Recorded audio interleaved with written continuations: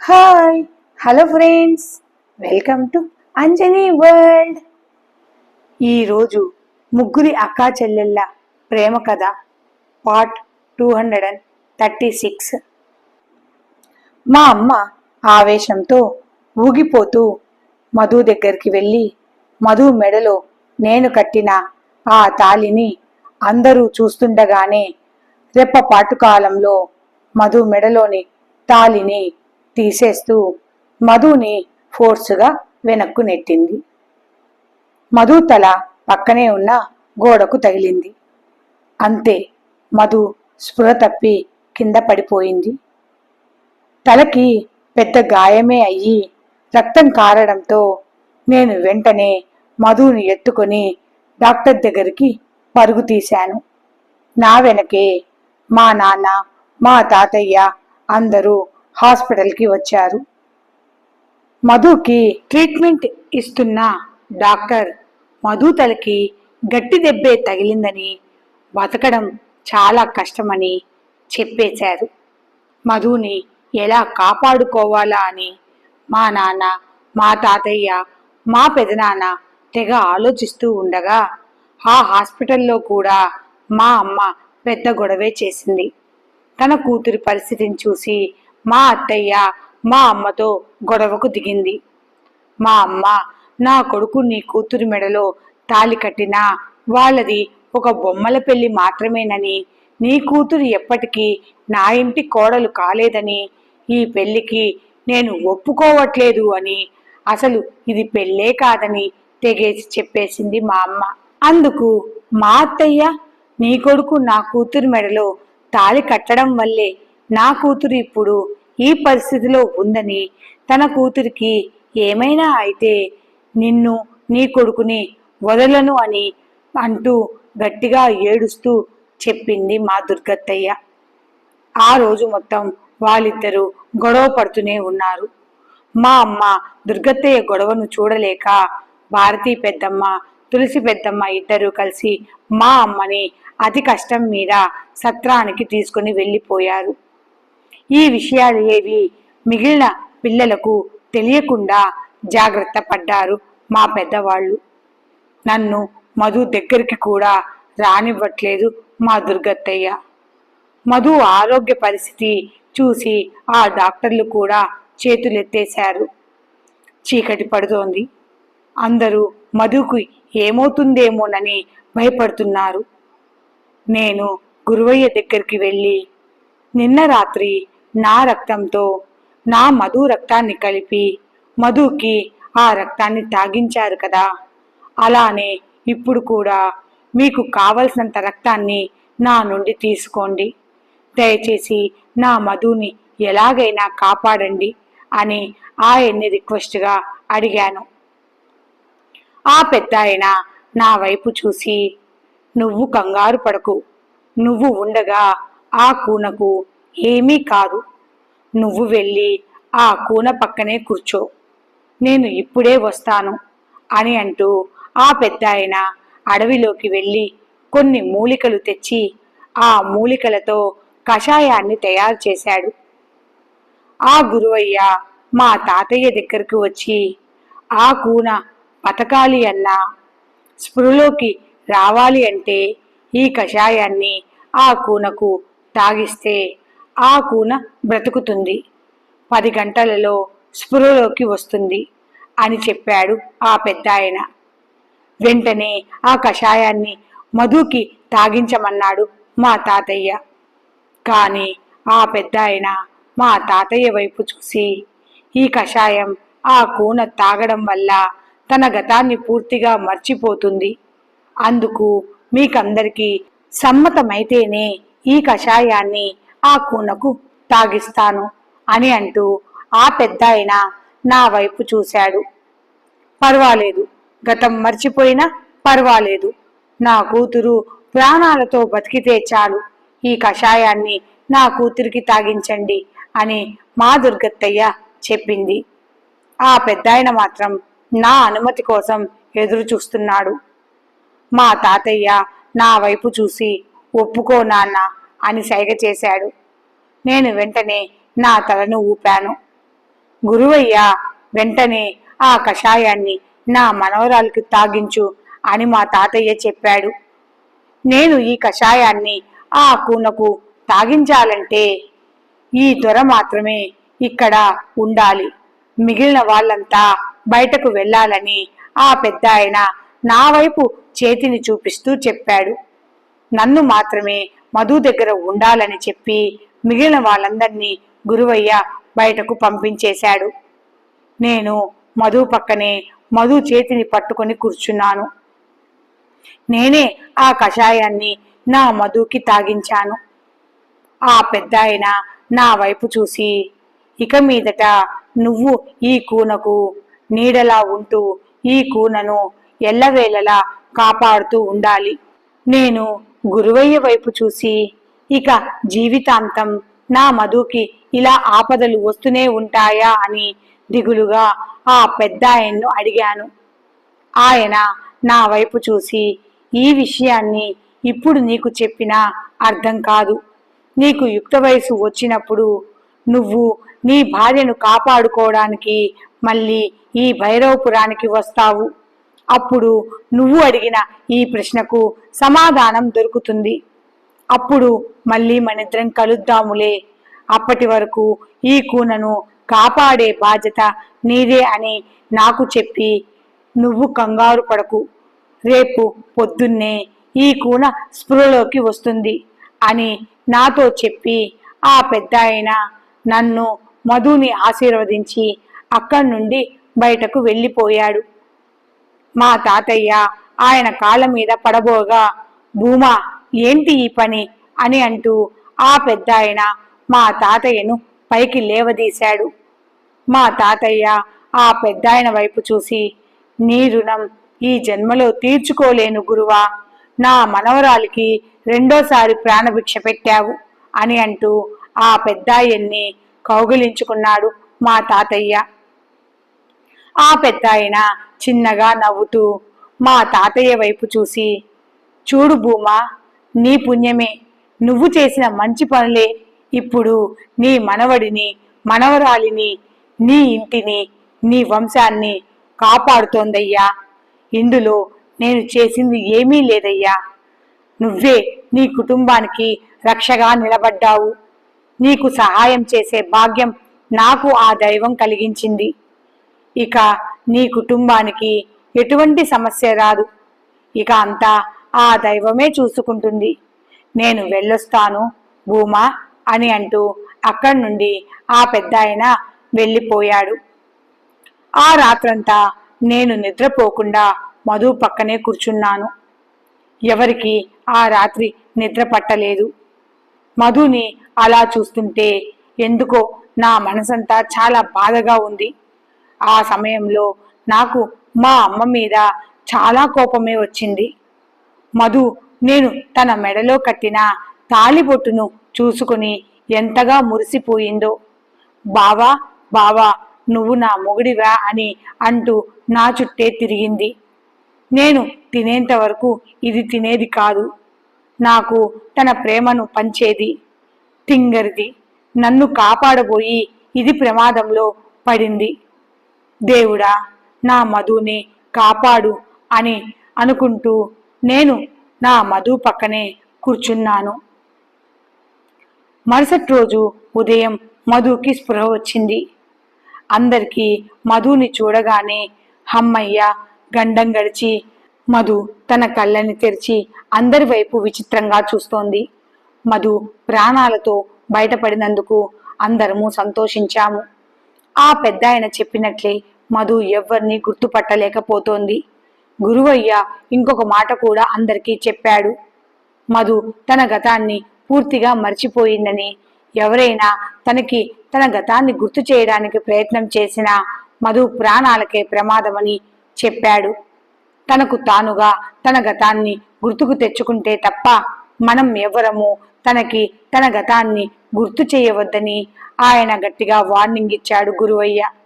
అంతే, మా దుర్గత్తయ్య, మావయ్య మధుని, కృష్ణని, భార్గవిని, రవిని అందర్నీ తీసుకుని వెంటనే అక్కడి నుండి విజయవాడకు వెళ్ళిపోయారు. ఇక్కడ భైరవ మహర్షి మాత్రం మొదటిసారి నాతో మాట్లాడాడు. ఆ గూడెం పెద్ద ఏదైతే నాతో చెప్పాడో ఆ విషయాలన్నీ భైరవ మహర్షి నాతో చెప్పాడు. మా జంటను ఆ అమ్మవారు ఎల్లప్పుడూ ఆశీర్వదిస్తూనే ఉంటుందని ఆయన నాతో చెప్పాడు. నేను అప్పుడు చిన్నవాడిని. నాకు ఈ జాతకాల మీద నమ్మకాలు లేవు. మీరందరూ చెప్పినట్లుగానే నేను మధుని కాపాడుతాను. కానీ మధు నా భార్య కాదని, ఏదో మధు ప్రాణాలను కాపాడడానికి మాత్రమే మధు మెడలో ఆ తాళిని కట్టానే తప్ప మాకు నిజంగా పెళ్లి జరిగినట్లు కాదు అని నేను ఆయనతో చెప్పాను. నా మాటలకు ఆ భైరవ మహర్షి చిన్నగా నవ్వి, నాతో నేను ఇక ఎన్నో రోజులు బ్రతకను. నా జీవితం త్వరలోనే సమాప్తం అయిపోతుంది.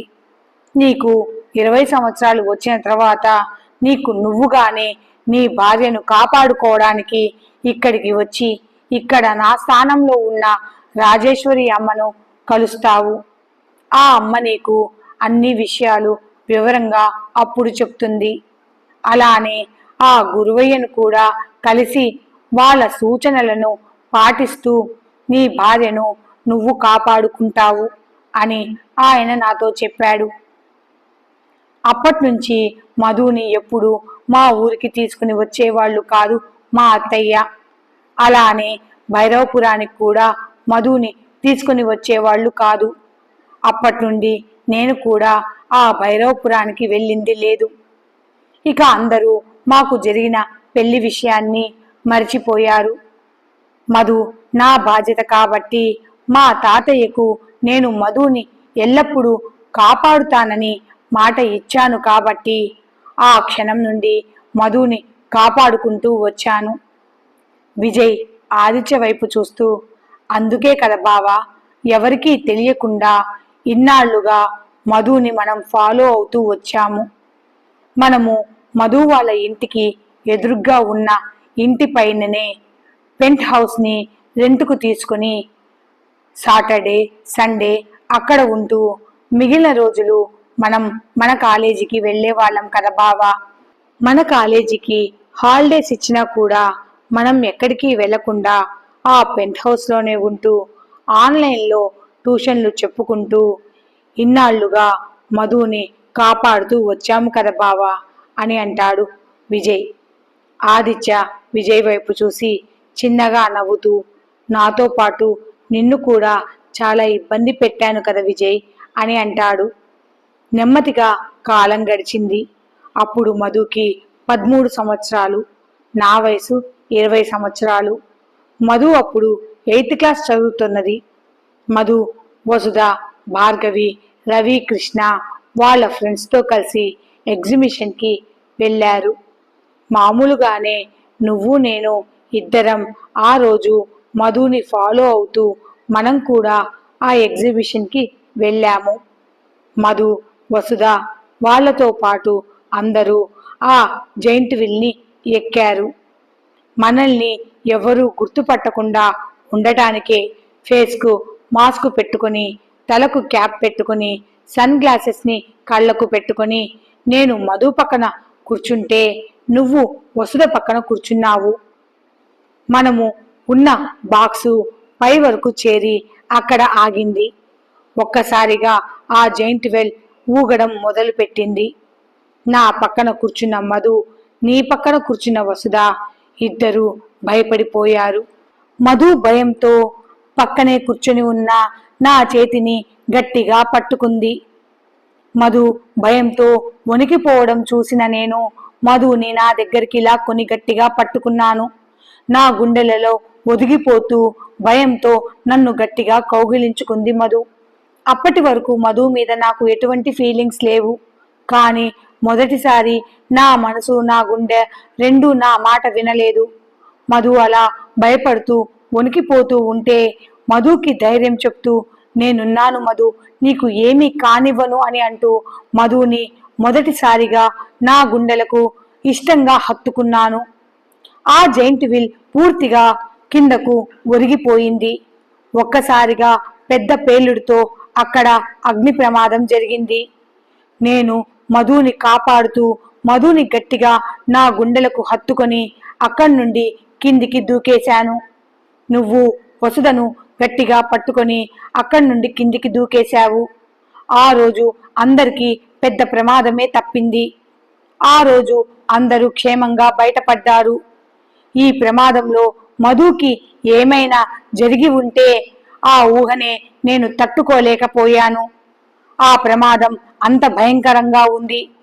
ఆ క్షణమే నాకు అనిపించింది, మధుకి ఏదైనా జరిగితే నేను ప్రాణాలతో ఉండనేమోనని. మధు మీద నాకున్నది బాధ్యత కాదు, ప్రేమ అని మొదటిసారి నాకు అర్థమయ్యింది. మధు నా భార్య, నాకు మాత్రమే సొంతమని అర్థం చేసుకుని మధుని ఎలాగైనా కాపాడాలని తిరిగి నేను భైరవపురానికి వెళ్ళాను. ఆ అమ్మని అలాగే గూడెం పెద్ద అయిన గురువయ్యను ఇద్దరిని కలిశాను. ఆ అమ్మ, ఆ గూడెం పెద్ద ఇద్దరు నాకు ఒకటే చెప్పారు. మధుకి 18 ఏళ్ళు నిండగానే మధు నేను ఇద్దరము మా దాంపత్య జీవితాన్ని మొదలు పెట్టమని వాళ్ళు నాతో చెప్పారు. నా బిడ్డకు మధు తల్లి కావాలని, మధు నా బిడ్డను తన కడుపులో మోసి నా బిడ్డకు జన్మనిచ్చినప్పుడే మధు సురక్షితంగా శాశ్వతంగా ఈ ఆపదల నుండి బయటపడుతుందని ఆ రాజేశ్వరి అమ్మ నాతో చెప్పింది. అలాగే ఆ మాటలే ఆ గూడెం పెద్ద అయిన గురువయ్య కూడా ఇద్దరు ఒకే మాటను నాకు చెప్పారు. అది ఎలా జరుగుతుంది? మధు నన్ను పూర్తిగా మర్చిపోయింది కదా. ఇప్పుడు మధు దృష్టిలో నేను తన మేనమామ కొడుకును మాత్రమే అని నేను వాళ్ళతో చెప్పాను. ఆ రాజేశ్వరి అమ్మ నా వైపు చూసి, మధుకి 18 ఏళ్ళు నిండగానే నువ్వు మధుని మళ్ళీ పెళ్లి చేసుకోవాలని, నీ భార్యగా, నీ పిల్లలకు తల్లిగా, అప్పుడే మధు ఆనందంగా తన నిండు నూరేళ్ల జీవితాన్ని ఆస్వాదించగలుగుతుంది అని వాళ్ళు నాతో చెప్పారు. అప్పట్నుంచి నేను మధుకి నీడలా ఉంటూ ఎప్పటిలా మధుని కాపాడుకుంటూ మధుకి ఎటువంటి ప్రమాదం రాకుండా చూసుకుంటూ వచ్చాను. మధుకి ఎటువంటి కష్టం రాకూడదని, మధుని బాగా చూసుకోవాలని నేను బాగా చదువుకున్నాను. బిజినెస్ కూడా స్టార్ట్ చేశాను. నా బిజినెస్లో నాకు మంచి గుర్తింపే వచ్చింది. మధుకి ఒక ప్రశాంతకరమైన జీవితాన్ని ఇవ్వాలని, మధు నేను ఆనందంగా ప్రశాంతంగా మా జీవితాలను గడపాలని అనుకున్నాను. కానీ నాకు రాను రాను బిజినెస్లో శత్రువులు ఎక్కువయ్యారు. నా ప్రాణాలనే నేను కాపాడుకోలేని వాడిని ఇక మధు ప్రాణాలను ఏమి కాపాడుతాను అని అనుకున్నాను. మధుకి దూరంగా ఉంటూ వచ్చాను. కాలం చాలా వేగంగా కదిలింది. మధుకి 18 సంవత్సరాలు నిండాయి. నేను మధుని పెళ్లి చేసుకుని తనకున్న సమస్యలే కాకుండా నాకున్న సమస్యలను కూడా మధు నెత్తిన రుద్దదలుచుకోలేదు. అంతేకాదు, కాలం గడిచినా మా అమ్మకి మధు మీద కోపం ఏమాత్రం తగ్గలేదు. అందుకే మధుకి దూరంగానైనా ఉంటూ మధుని సురక్షితంగా ఉండేలా చూసుకుంటూ వచ్చాను. అలానే చేశాను కూడా. అందుకే మా పెదనాన్న భైరవపురంలో ఉన్న ఆ రాజేశ్వరి అమ్మగారు, గూడెంలో ఉన్న గురువయ్య మధుని నువ్వు త్వరగా పెళ్లి చేసుకోవాలని నన్ను ఎంతగా ఫోర్స్ పెట్టినా నేను ఒప్పుకోలేదు అని తనలోని బాధను విజయ్కి చెప్పుకున్నాడు ఆదిత్య. చిన్నప్పటి నుంచి మధుని కాపాడుకునే విషయంలో నువ్వు కూడా నాకు సహకరించావు విజయ్ అని అంటూ ఆదిత్య విజయ్ వైపు చూశాడు. ఇప్పుడు నేను మాత్రం ప్రతి సంవత్సరం భైరవపురానికి వెళ్ళి ఆ అమ్మవారిని దర్శనం చేసుకుని నా మధుని కాపాడు తల్లి అని ఆ అమ్మవారిని వేడుకొని వస్తున్నాను. అంటే బావా, మీ పెళ్లి చిన్నప్పుడే జరిగిపోయిందన్నమాట. నీ చిన్న వయసు నుంచి మా చెల్లెలు నీ హృదయంలో తిష్ట వేసుకుని కూర్చొని ఉంది అని నవ్వుతూ అంటాడు విజయ్. అందుకే నీకు ఎంతమంది అందమైన అమ్మాయిలు ప్రపోజ్ చేసినా వాళ్ళ వైపు నువ్వు చూడనైనా చూడలేదు అని నవ్వుతూ అంటాడు విజయ్. ఆదిత్య మధు వైపు చూస్తూ, అందాల పుత్తడి బొమ్మనే నా భార్య అయినప్పుడు వేరే వాళ్ళతో నాకేంటి పని విజయ్ అని అంటూ, నా భార్య ఎప్పటికైనా నా దగ్గరికి వస్తుందనే నమ్మకం, ధైర్యం నాకు ఉంది. అలానే మా పెళ్లి కూడా జరిగిపోయింది. ఇప్పుడు మధు నా భార్య అని నవ్వుతూ అంటాడు ఆదిత్య. ఈ స్టోరీ అప్డేట్ కనుక మీకు నచ్చినట్లయితే please like, share, subscribe and hype my channel. Thanks for watching.